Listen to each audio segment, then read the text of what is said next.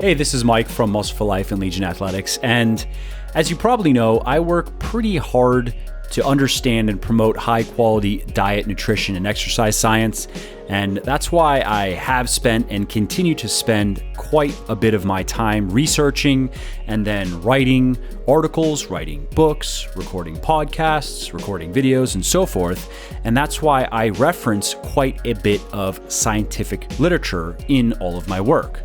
Now, something I don't do, though, is produce a research review where individual studies are broken down and analyzed because, one, my plate is already overflowing with projects as it is, and two, I honestly don't think that I could do it better than the researchers who are out there creating research reviews and whose work and research reviews I myself read regularly, like James Krieger, Eric Helms, Greg Nuckols, Mike Zourdos, Alan Aragon, and Brett Contreras.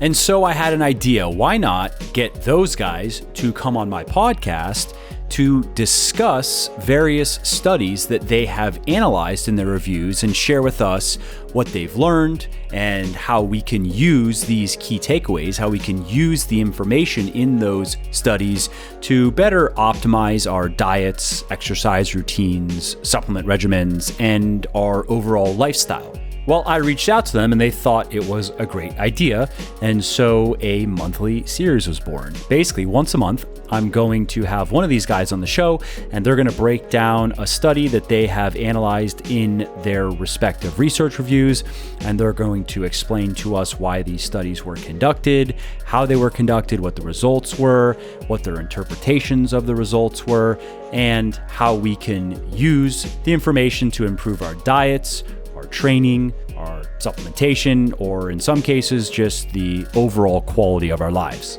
And in this episode, I speak with Dr. Mike Zourdos, who is an assistant professor of exercise science at Florida Atlantic University and also a published researcher, competitive powerlifter, and the head powerlifting coach at Florida State University. Mike also produces a fantastic monthly research review along with Dr. Eric Helms and Greg Nuckols, which is called MASS, M-A-S-S, and you can learn more about that at strongerbyscience.com/mass. Fantastic review, one of my favorites. I highly recommend it. Now, in this interview, Mike is going to break down one of the studies that they analyzed in their review. I think actually originally Greg did the analysis, but Mike is going to go over it. And the study that we are going to discuss is on the topic of training to failure. And in this discussion, Mike is going to explain exactly what training to failure is, how it relates to muscle growth, how necessary it is, how to best incorporate it into your training, and more. This is where I would normally plug a sponsor to pay the bills, but I'm not big on promoting stuff that I don't personally use and believe in, so instead I'm just going to quickly tell you about something of mine. Specifically, my fitness book for men, Bigger, Leaner, Stronger. Now, this book has sold over 350,000 copies in the last several years and helped thousands and thousands of guys build their best bodies ever, which is why it currently has over 3,100 reviews on Amazon with a 4.5-star average. So if you want to know the biggest lies and myths that are keeping you from achieving the lean, muscular, strong, and healthy body that you truly desire, and if you want to learn the simple science of building the ultimate male body, then you want to read Bigger, Leaner, Stronger, which you can find on all major online retailers like Amazon, Audible, iTunes, Kobo, and Google Play. Now, speaking of Audible, I should also mention that you can get the audiobook 100% free when you sign up for an Audible account, which I highly recommend that you do if you're not currently listening to audiobooks. I love them myself because they let me make the time that I spend doing stuff like commuting, prepping food, walking my dog, and so forth, so much more valuable and productive. So if you want to take Audible up on this offer and get my book for free, then simply go to bit.ly.com/freebls. And that will take you to Audible. And then you just click the sign up today and save button, create your account, and voila, you get to listen to Bigger, Leaner, Stronger for free. Alrighty, that is enough shameless plugging for now, at least. Let's get to the show. Hey, Mike, thanks for coming on the show. I'm excited to speak with you about the things we're going to speak about, but then also I need to get you back on to do an episode on DUP because you are the DUP man. That's I don't know if I'm the man on that, but I do appreciate it. And of course, man, I'm happy to do it. And I appreciate the time today. Absolutely. So what we're going to be talking about here, this is the research review series that I am doing and getting smart people like yourself. And I had Eric on a few times. I'll probably ask if Greg wants to come on next time. Just make my rounds through all the super smart people doing research reviews and taking a single study in one of the reviews that you guys have published and breaking it down. And for this discussion, I wanted to talk about a study you discussed in the second issue of your review, Mass, which was about training to failure. And this is something that I've written a little bit about and I get asked about fairly frequently. And it's a good question where people wonder, is it necessary to go to absolute muscle failure? And just to define that for people listening, that's the point where you have to abort the set. You can't keep the weights moving anymore. And so is that necessary? Is it good? If it is necessary and good, how often should you do it? What types of exercises and so on? I'm going to pass the ball to you. Sounds good, man. So yeah, I think there's a lot of good questions. And obviously training to failure, as you alluded to, is a really hot topic. So let me answer the question first, and then we'll describe this study and then elaborate. So the question is training to failure necessary, and kind of what does that really mean? Well, as you said, it really means that you just absolutely can't do another rep. You either fail on a rep or you get to the point where you're so exhausted after a repetition, you know the next one just isn't going to happen. So is it necessary? I'll say that I believe, based upon the totality of evidence, training to failure is not necessary. However, that doesn't mean that it doesn't have its place. So let's analyze this study, see what they did, what the outcome measures are. But then I want to give you guys some practical and kind of actionable takeaways for when you can train to failure and how you should configure a training week. So in this study that actually Mr. Knuckles reviewed in the second issue of Mass, so there were 28 men in this study. They were actually untrained, which will be a little bit more important later on. But there were 4 groups, and these 4 groups trained unilaterally on the knee extension. So that just means there might have been a person, and on that person, he used one leg on the leg extension for one group, and the other leg was in another group. And those were 2 groups. And then there was another person, and he used one leg in one group and one leg in the other group. So the 4 groups were, the first thing was that, and everybody did resistance training for 6 weeks. And some people trained at 30% of 1RM, and some people trained at 80% of 1RM. So 2 groups trained at 30%, 2 groups trained at 80%. The other difference on top of that is that one of the groups that trained at 30% went to failure on every single set. And one of the groups just did what they called volitional interruption, which meant that they stopped the set close to failure. So we'll discuss what that means as well. Another 80% group went to failure on every set, and then another 80% group went to volitional interruption. So everybody trained at either 80 or 30%, and then those groups were split up more so. One group at 80 and 30% went to failure. The other group stopped just short of failure. So what were the results on this? Well, the results overall, when looking at the overall analysis of this, is that there was essentially no difference. So failure did not increase hypertrophy and did not increase strength more so than not training to failure. Additionally, and this is another concept to get back to, there was no difference in the hypertrophy or strength adaptations between the 80 or the 30% group, meaning between high loads and low loads, it didn't matter for strength and hypertrophy. We'll address the high load and low load concept in a little bit. Let's focus on the failure since that's the main question. So, okay, no difference between groups. All right.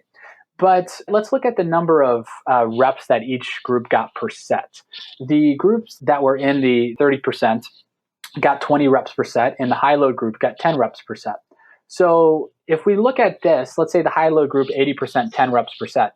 Well, between the failure and non-failure group, there was only about 1 rep difference, meaning the individuals that didn't train to failure got 10, the individuals that trained to failure got 11. So the group that didn't train to failure, they actually stopped at about a 9 RPE. So if you're familiar with the RPE scale, an RPE of 10 equals max effort, 9 means you could have done 1 more rep or 1 repetition in reserve, 8, 2 more reps in reserve. So training to a 9 RPE, only 1 rep short of failure, that's pretty much almost failure. So this study didn't really compare one group training to failure versus another group training far from failure. It actually compared one group training to failure and the other group almost training to failure. So that was the same thing. Yeah, same thing in the low load group. One group trained to failure and the other group only trained about 1 rep off or so from failure. So, this study, while it is interesting, it didn't really answer the question of training to failure versus training at about a 6 or a 7 RPE. Is there is there a difference there? Which that I think is a different question, and I don't think we have quite enough information to answer that dead on. Although I don't think there's a huge difference. But if we break down this practically, the other thing that I want to say is that training to failure acutely did cause more fatigue. So I think the most important thing here is to look at how you can configure a training week. So this is something that I explain to my students here at the university all the time, which is, let's say you have 2 people that are training. And the first person goes into the gym on Monday. And on Monday, they take 70% on squat. And they do 4 sets all to failure on 70% on squat. And let's say on the first set, they get maybe 13 reps. On the second set, they get 9. On the third, they get 7. And then on the fourth, they get 6 reps. Now, let's say you take somebody else. And this dude goes into the gym. He did 4 sets of 8 at 70% on the squat. Well, that means he's going to be about a 5, 6, 7, 8 RPE on every set. He's going to be short of failure. If I would ask you and I said, hey, Mike, the dude that went into the gym and on those 4 sets, he went to failure on every single set, and I want him to come back again on Wednesday and squat, is he going to be fatigued or is he still going to be able to do it? I think, he might just miss that workout for one reason or another. Yeah, I don't think he's coming back into the gym on Wednesday. I think maybe Friday he could train. So that's a 1.5 time a week frequency. However, the dude that did 4 sets of 8 on 70% was training at a submaximal RP. I think that in that case, he's going to come back and train again on Wednesday, and then he's going to come back and train again on Friday. So while training to failure might have felt like you crushed it in that one session, you might have actually got more volume in that one session than not training to failure. I think the cost of failure is that you're more fatigued after that session, you cause more muscle damage, and then recovery process is a lot longer. Let's say it takes 96 hours or so. Whereas if you're smart and you do a little less volume in one session, you can actually train more frequently, and that's going to result in more volume throughout the course of the week. So we talk so much about volume and skeletal muscle growth and adaptation. So I think failure is important here because I think if you're training to failure too much, it can actually cost you volume, and that is going to decrease your training frequency. So although there was no difference in this study in terms of failure versus non-failure, the other thing to remember is that they only trained twice per week here, and the sessions were spread out, and they were also untrained in that you're going to make progress on anything. So they didn't really have the concept here in this study of saying, hey, does failure impact recovery for the next session? And the other group also trained really close to failure, so they couldn't really make that differential comparison. So I think that's really important to keep in mind when taking a look at that. Yeah, that makes sense. And so practically speaking, then, would you say that failure should be worked into certain types of workouts, should be worked into certain types of training blocks, certain types of exercises, or would you say that it's probably best just left out? Yeah, so I think that's a really good question. And I wouldn't say that it's best left out. I don't think it's necessary, but I also think that people enjoy training to failure a lot. And, I certainly enjoy it. Obviously, if you train to failure, doing that volume, you're going to get a nice pump and you're going to enjoy the session. So I do think there's something to be said for that. And I'm a big believer of giving people some of what they need as if I have a client, and also giving people some of what they want. Meaning, if you take away from somebody who that always trains to failure and you take away that concept, well, they're probably not going to do your program because they're not going to enjoy it as much, or it's going to take time for them to understand that they don't need to always do that. So when I would work in failure is, let's say you take that same Monday, Wednesday, Friday training setup and you're training a muscle group 3 times a week.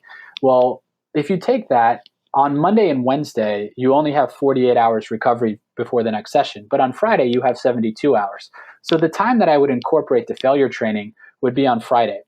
Because that way I have more time to recover before the next training session. Additionally, let's just say that's a lower body day. And I have squats, and maybe I have hack squats, leg presses, and then I have leg extension and leg curls. I would save the failure training probably for the single joint movements because it's not going to cause quite as much fatigue or a systemic fatigue as something like squats. Additionally, if I were to train to failure on that day on squats or a multi-joint movement, I would probably only do it on my last set, and as many reps as possible set or a plus set. So if you have, 3 sets of 4 at 80% of 1 RM, maybe just on that last set of 4, you can take that to failure and you might get 7 or 8 reps, something like that. And that way it's only one set. It gets you the feeling of you can see how much you've done. It also allows you, if you were to do that every week on that one day, you would allow you to gauge progression. So let's say on the plus set, or the as many reps as possible set, on the 4 reps at 80%, you got 7 reps. Then you added 5 pounds for the next week and you got 8 reps. Well, then you would know you got stronger, but it wouldn't be enough failure training to really negatively impact the next session. And then if you have single joint exercises after that toward the end of the week and you want to have a little bit of fun and go to failure on those, and that, I think there's nothing wrong with that. I think that's totally appropriate. I think the trouble is if you have, let's say, a high rep day at the beginning of the week on a Monday, 15 reps, and now you're doing every set to failure, and then you want to come back again on Wednesday, Thursday, Friday and train, it's going to be a little bit problematic. So I just think it's about how you're structuring it and how you're allocating it within that week of training, or that microcycle, if you will. That's appropriate. So I would keep that failure training toward the end of the week. For the most part, keep it on the exercises that are more single joint and not as stressful. And if you do use it on a multi-joint movement, I think it's something that you can do, but I would really only use it on that last set or so. And that way you can use it as a way to gauge progress as well. Additionally, if for somebody who's a beginner and their technique, let's say, isn't necessarily sound on a squat, bench press, or deadlift, I would then definitely stay away from failure on those lifts, as they just don't really need that and you don't want to run the risk of injury. And for them, I would keep the failure training more targeted towards single joint movements that there's not as much skill involved in performing them. Makes sense. And for people that are following, let's say, simpler type of programs. So let's say somebody is we were talking before the interview, my programs and my books for men and women are essentially push-pull legs programs with some additional accessory work, and for guys, some additional upper body volume in particular, and for girls, some additional lower body volume. And so for people that are following, it doesn't have to be my program, but a program like that where you're not necessarily squatting 3 days a week or training any individual muscle group directly 3 days a week, you can think with how many times you are training it though. So let's say you're bench pressing twice a week. You know, Mike's advice is equally applicable there, where save it for your second bench press session or your second chest session or press session. Would you agree there, Mike? Yeah, right on the money, dude. You know, we talked about this, like you said, a little bit before we jumped on the air here. And I think the most important thing here is to understand things from a conceptual perspective. So if you're not doing a lift like a squat 3 times a week or 2 times a week in and of itself, it doesn't really matter to understand the concept. If you're training that muscle group, whether it's directly or indirectly twice a week, well, just take a look. Hey, I'm training that muscle group directly on Monday and then indirectly on Thursday. Okay. Like, for example, let's say lower body. So let's say you're doing some heavy deadlifting first, and then a few days later, you're doing some heavy squatting. Yeah, exactly. So if you're doing that first on deadlifts on Monday, and then let's say Thursday, you're doing squatting, if you understand the concept, you know that you'd probably put your failure training on squat on Thursday, because you have much farther time from Thursday to Monday than you do from Monday to Thursday. So if you just understand the concept and think about it logically and say, hey, you know, I trained to failure on deadlift today. I'm going to get a nice pump here and I'm going to feel great. I'm going to feel really beat up tonight. I'm going to enjoy that feeling. But Thursday, I'm supposed to come back and squat. That's going to compromise my squatting. However, if I train deadlift a little smarter and I trained about a 7-8 RPE, I'm going to be good to go to squat on Thursday. And then on Thursday, I got 4 sets of squats and I only take one of them to failure. I should still be good to go to deadlift on the following Monday. So I would think about that logically. And I think that's, in the grand scheme of things, thinking from a conceptual perspective, you know, I think sometimes if somebody's training a muscle group once a week, which I don't think is optimal, I think it would be better to train it 2 to 3 times a week. Oftentimes people will be training a muscle group once a week and they'll do everything to failure. And then they'll try to add in a second day based upon somebody's recommendations. Let's say they train on Monday to failure, then on Thursday or Friday, they try to add it in. And that first time they do it, they feel terrible. And they say, you know, I can't really add this second training day in. I don't know why these people are making these recommendations. And then they always think that, hey, I can't train more than once a week. When in reality, if they would just cut the volume a little bit or cut the training to failure on Monday, they'd then be able to add in that second session, no problem, and they would adapt to it and be good to go. So I think failure training, while can be used, as we've talked about, it's really about how you allocate that failure training and how you allocate that volume within a week. And we have to look at the overarching concept of the total weekly volume or training block volume or yearly volume is more important than the daily volume. And the daily volume is important that you don't want to overdo it. And I think failure training is an easy way to overdo it in the example that you gave, Mike, whereas if you train to failure on that deadlift on Monday, squatting is going to be difficult on Thursday. But if you stay short of failure, 7, 8 RPE, you should be good to go on Thursday. Thus, you've increased your volume and frequency throughout the week. Right. Now, you mentioned earlier that you wanted to touch on, I think this is a good point, on just the point of the difference between the 30% load and the 80% load and how that affected strength and muscle growth, because that's obviously just an ongoing discussion. Although if you pay attention to particularly the research, I mean, just recently there was that great meta-analysis from Schoenfeld, but where I think the discussion is at least a lot clearer now than it was a few years ago in terms of what's the real relationship between load and gains. But many people still either think that you have to train heavy to gain muscle, you're just going to plateau if you train lightly. On the other hand, you have a lot of people that think that there's really no difference at all in any way between training with lighter loads versus heavier loads. And, this is something we were discussing again for the interview. So I thought it'd be good to just touch on that quickly before we wrap up, because there's a little bit more to consider than just purely the mechanisms in play. Yeah, Mike, I really think this is an important topic to discuss, and there's really a few things at play here. So I'll try to cover 3 or 4 things here over the next few minutes. So in this study, as you pointed out, there's 2 of the groups trained at 30% and 2 groups trained at 80%. And there was no difference, meaning that for hypertrophy and strength, it seems to say that, hey, training at 30% of 1RM is just as good for those measures as it is as training at 80% of 1RM. And the meta-analysis that you mentioned also shows that, essentially, that low load and high load training produce the same hypertrophy and strength adaptation. So what does this mean for you? Can you go out and say, hey, I'm always going to train at 30% of 1RM.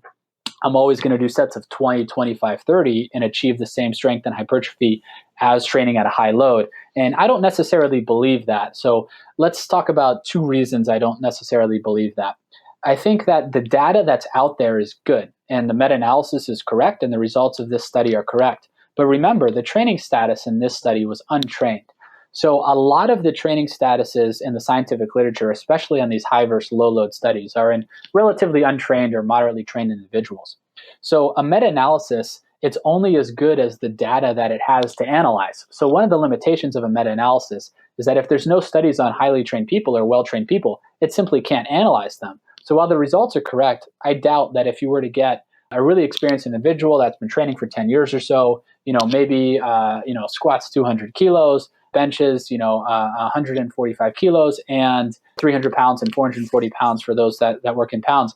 And they do that, and you're going to say to them, and they're used to training with high loads, you're only going to train at 20, 30% of 1RM with 20 to 30 reps for a while. I highly doubt that their strength would improve as much as somebody that's training at 80%. I think we have evidence that suggests indirectly that that's not going to be the case. So while I do think these results exist in the literature, I think we have to consider training status. And the second reason that I don't necessarily think it's a good recommendation to say, hey, all the time you can train at 20, 30%, is just from a feasibility and practical perspective. So what's optimal or what shows results isn't always what's practical. And when you look at this, I want you to think about training 2 to 3 times a week on a muscle group and doing 3 sets of a 20 RM, because when low load training seems to work, it seems to actually be close to failure. So of a 20 to 30 RM, 2 to 3 times a week on a multi-joint exercise, I think that's pretty miserable. I also think progressive overload becomes really difficult to continually increase your 20 RM. And I just think the practicality, the feasibility, and just the general want to train would decrease after a while. If you're on your 6th week of doing this and you say, man, I have to go in here and do this training of 3 sets of 25 RM on squat again, I think there's a time where you're not going to want to do that. Also, we do know that in higher trained people, lower repetitions and higher loads should be better for strength. So I do think you're going to need to work across the repetition range. But the other thing to bring up here too is that we don't have to take everything as an all or none principle. Because there is good evidence, I'll now backtrack a little bit and be nice to low load training and say that because there is evidence that this is efficacious for hypertrophy and strength, it can certainly be part of your program. Whether it's within a week of altering repetitions of 20 reps on one day, 12 reps on one day, and 6 reps on another day, a wide kind of undulation pattern or a pyramid, if you will, that's certainly fine. That's certainly appropriate.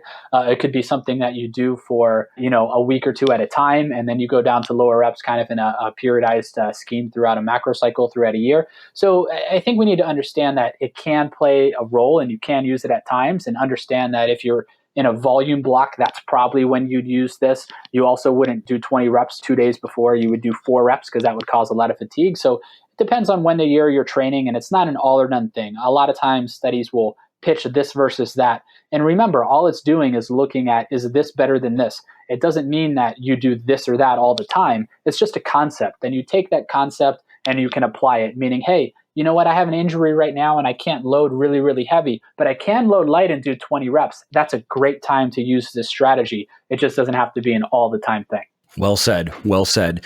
And there's that point of practicality is just, it can't be overstated enough. It applies to diet and it applies to training. And that, the old saying that the best diet is the one you can stick to.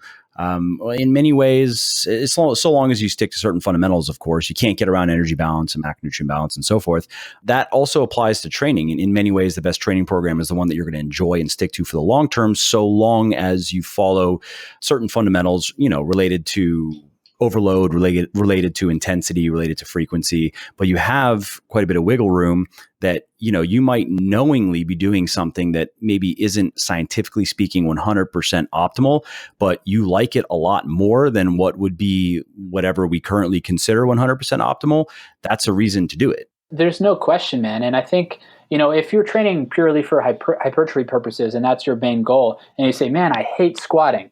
Well, okay, if you want to get jacked and you want to get your legs bigger, do you have to back squat? Absolutely not. Do I think it's a good idea? I think it is. I think you're going to get maybe more bang for your buck with that exercise, but I don't think you have to. So if you really, really don't want to, and you can incorporate front squats or hack squats or leg presses or do other things, and those things you're going to train more frequently and you're going to do more volume because you enjoy them and you'd rather go to the gym and do that, then that's fine.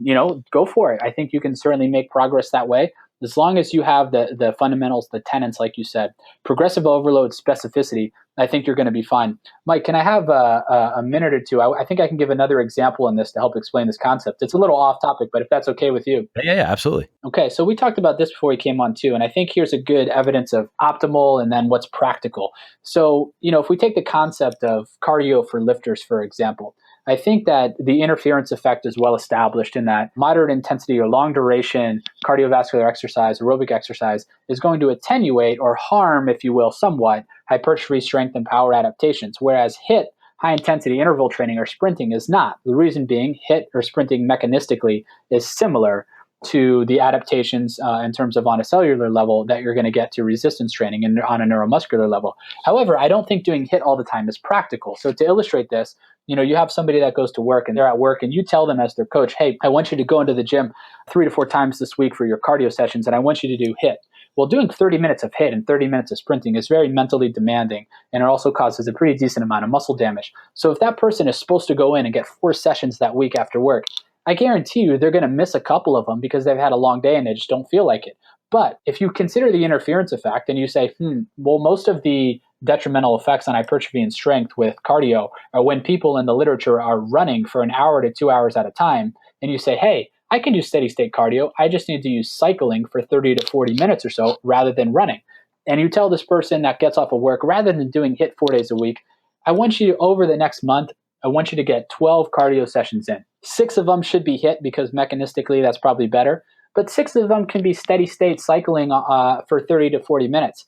I guarantee you they're going to adhere to that much better, and they're going to get double the sessions in because they're still going to at least go to the gym on those days. And because you're being smart about the way you're programming aerobic exercise, it's not going to have a huge detrimental impact on hypertrophy because you're using cycling and you're not using running and you're keeping it shorter, and they're going to adhere to it better because they're not going to be able to train HIIT at 90% max heart rate reserve all the time. It's just simply not feasible.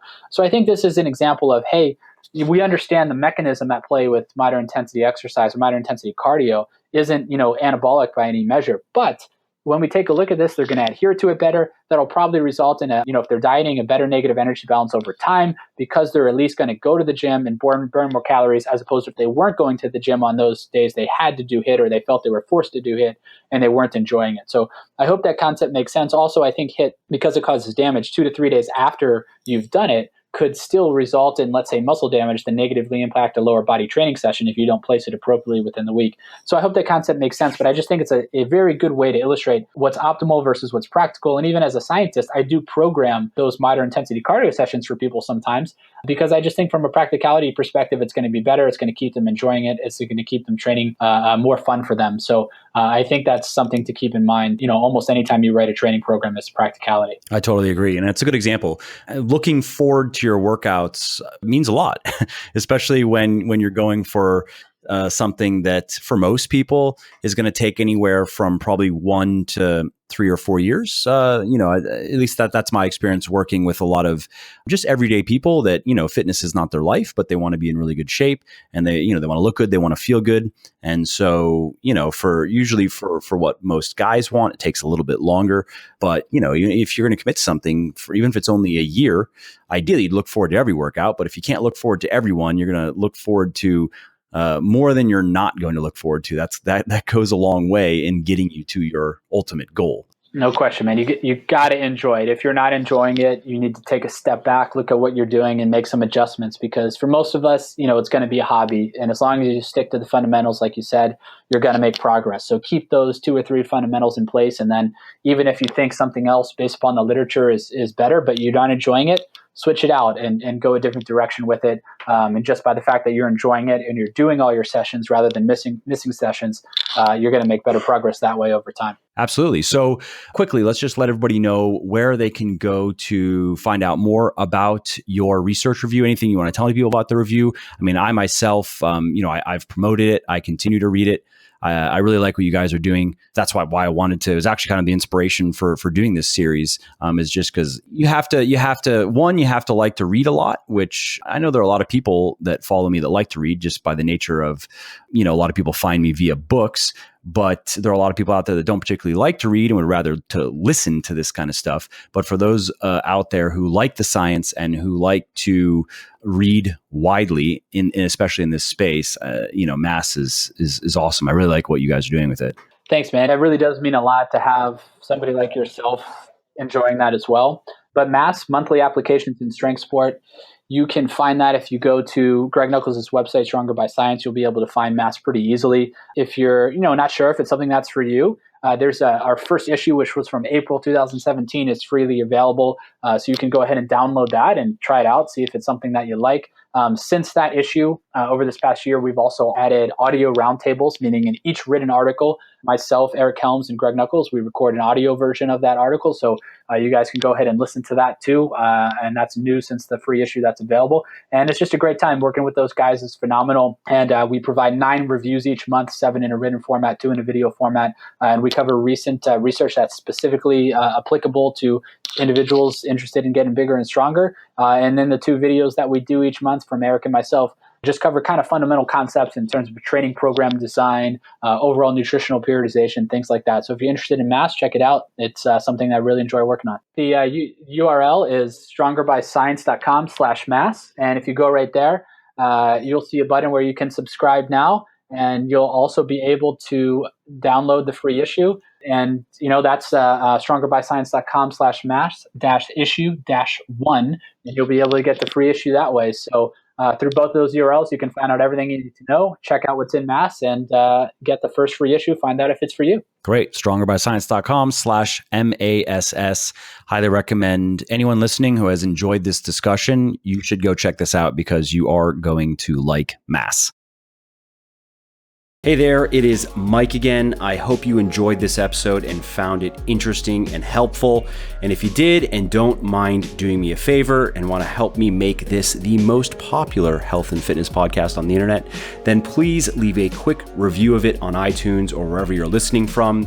This not only convinces people that they should check the show out, it also increases its search visibility and thus helps more people find their way to me and learn how to build their best bodies ever too. And of course, if you want to be notified when the next episode goes live, then just subscribe to the podcast and you won't miss out on any of the new goodies. Lastly, if you didn't like something about the show, then definitely shoot me an email at mike@muscleforlife.com and share your thoughts on how you think it could be better. I read everything myself and I'm always looking for constructive feedback, so please do reach out. All right, that's it. Thanks again for listening to this episode, and I hope to hear from you soon. And lastly, this episode is brought to you by me. Seriously though, I'm not big on promoting stuff that I don't personally use and believe in, so instead I'm going to just quickly tell you about something of mine. Specifically, my fitness book for men, Bigger, Leaner, Stronger. Now, this book has sold over 350,000 copies in the last several years and helped thousands and thousands of guys build their best bodies ever, which is why it currently has over 3,100 reviews on Amazon with a 4.5-star average. So if you want to know the biggest lies and myths that are keeping you from achieving the lean, muscular, strong, and healthy body that you truly desire, and if you want to learn the simple science of building the ultimate male body, then you want to read Bigger, Leaner, Stronger, which you can find on all major online retailers like Amazon, Audible, iTunes, Kobo, and Google Play. Now, speaking of Audible, I should also mention that you can get the audiobook 100% free when you sign up for an Audible account, which I highly recommend that you do if you're not currently listening to audiobooks. I love them myself because they let me make the time that I spend doing stuff like commuting, prepping food, walking my dog, and so forth, so much more valuable and productive. So if you want to take Audible up on this offer and get my book for free, then simply go to www.bit.ly.com/freebls. And that will take you to Audible. And then you just click the sign up today and save button, create your account, and voila, you get to listen to Bigger, Leaner, Stronger for free.